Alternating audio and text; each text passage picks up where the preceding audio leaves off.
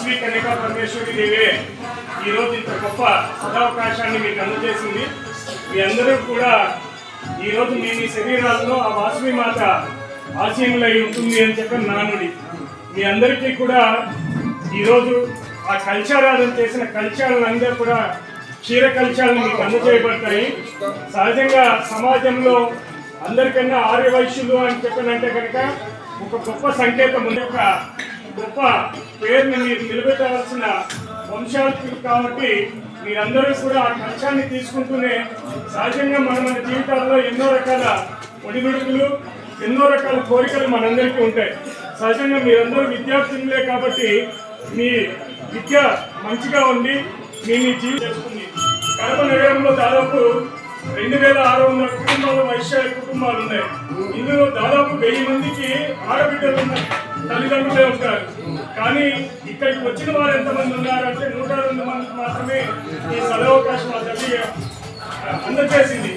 కాబట్టి మీ అందరికీ ఆ గొప్ప మనస్సును మీలో నిలుపుకొని ఆ తల్లి నాకు ఈ సదవకాశాన్ని నేను సద్వినియోగం చేసుకుంటాను అని చెప్పి మీరు కల్చాన్ని తీసుకున్న వెంటనే ఆ వాసవి కన్యకా పరమేశ్వరి మాత్రం మీ మనసులో పంచుకుంటే మీ కోరికలు ఏదైతే ఉన్నాయో మీ మనసులో వారి ఉన్నత వృద్ధికి కానీ మీ కుటుంబం చల్లగా ఉండాలని చెప్పి కానీ మీకు ఆరోగ్య సమస్య ఉన్నా మీ తల్లిదండ్రులకు ఆరోగ్య సమస్య ఉన్నా వాటినన్నింటినీ తీరి ఆ తల్లి చల్లగా చూడాలి అని చెప్పి ఒక గొప్ప సంకల్పంతో ఆ వాసవి మాత్రం పంచుకుంటూ వరుస క్రమంలో ఏదైతే ముందు ఒక ఈ 9 మంది నవకన్యకులుగా ఆ తల్లి ఎందుకు చేసుకుందో వారి వెనుకల అడుగులో అడుగు వేసుకుంటూ ఆ వాసవి మాత్రమే తలుస్తూ మీరు ముందుకు వెళ్ళాలి. సహజంగా మన జీవితాల్లో ఎన్నో రకాల పనులలో ఎన్నో రకాల మాటలు చెప్పుకుంటూ ఉంటాం. కానీ ఇక్కడున్న ఈ గంట ఆ దేవికి సమర్పించి మీరు ఎప్పుడైతే ఆ తల్లిని మనస్ఫూర్తిగా కోరుకుంటారో ఆ చల్లని తల్లి మీకు ఆ కోరిక తీర్చడానికి అవకాశాన్ని పూర్తి స్థాయిలో ఆమె యొక్క ఆశీస్సులు మీకు మెండుగా ఉంటాయి. అది చేయకుండా సహజంగా మనం ఏదో మాట్లాడుతున్నాము, ఫోటోలు ఇచ్చుకోవాలి, మనం మన తల్లిదండ్రులు పక్కన ఉన్నావా లేదా చూసుకోవాల్సిన ఆరోగ్యం లేదు. మీరందరూ కూడా అమావాస్యాలకు వచ్చిన తర్వాత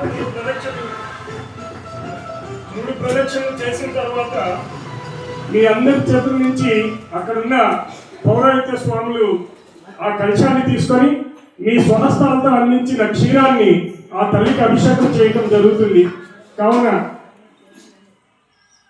ఆ తల్లికి ఇచ్చేటప్పుడు మీ కోరికను తీసుకొని మనసులో తలుచుకొని ఆ కలశాన్ని అందచేసి ఆ కలశం పైన ఉన్న రవిక పట్ట టెంకాయ మీకు అక్కడున్న పౌరతులు అందచేస్తారు. వాటిని మీరు మీ ఇంటికి తీసుకొని వెళ్ళి అందులో చందనము, పసుపు, కుంకుమ ఇత్యాది ద్రవ్యాలు వేసి ఈశాన్య మూలలో మీరు ఆ టెంకాయని కట్టుకోవాలి. ఒకవేళ అలాంటి అవకాశం లేదు అన్న వాళ్ళు ఆ టెంకాయని మీరు సురక్షితంగా కాళ్ళకు తగలకుండా ఉంచుకొని ఏదైనా నైవేద్యంలో ఉపయోగించుకోవాల్సిన ఆవశ్యకత ఉంది. ఈ బ్లౌజ్ పీస్ని భద్రంగా మీరు కుట్టించుకునే ఇది ఉంటే కనుక మీరు ధరించడానికి కుట్టించుకోండి, లేదా మీ బీరువాల్లో దాన్ని చిరస్థాయిగా పక్కన పెట్టుకోవడానికి అవకాశం ఉంటుంది.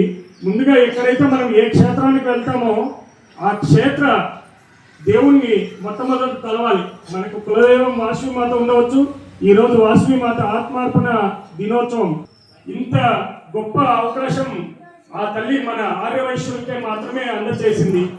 ఎన్నో వేల కులాలన్నీ కూడా భారతదేశ వ్యాప్తంగా ఉన్నాయి. అందులో దేవతగా వెలిసిన కులం మన కులమే. ఆ శ్రీ వాసవి కన్యకా పరమేశ్వరి మాత ఆర్యవైశ్య కులంలో పుట్టి తన్ని రాజు మోహిస్తే తన జీవితాన్ని భగవంతుడికి అర్పితం చేస్తానని చెప్పి తనకు తానే స్వహస్తాలతో తను ఈరోజు గుండ ప్రవేశం చేసిన రోజు మీరందరూ కూడా ఉండదలిచిన వారంతా ఎవరికైతే వారి శక్తి కొద్దీ ఈరోజు సాయంకాలం వరకు ఉపవాసం ఉండండి. ఉపవాసం తర్వాత గుండ ప్రవేశం మీరు కూడా చేయటం సమంజసంగా ఉంటుంది. ఎక్కడ ఇబ్బంది ఉండదు. కాటన్ దుస్తులు ధరించి సాయంత్రం అమావాస్యాల ప్రాంగణానికి ఇచ్చేసి అందరూ కూడా పసుపు నీళ్లతో తలారా స్నానం చేసి ఆ గుండ ప్రవేశం చేయవలేదు.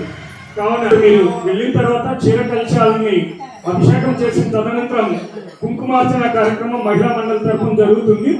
అమ్మవారికి అలంకరణ జరిగే సమయంలో కుంకుమార్చన చేయండి. మనస్ఫూర్తిగా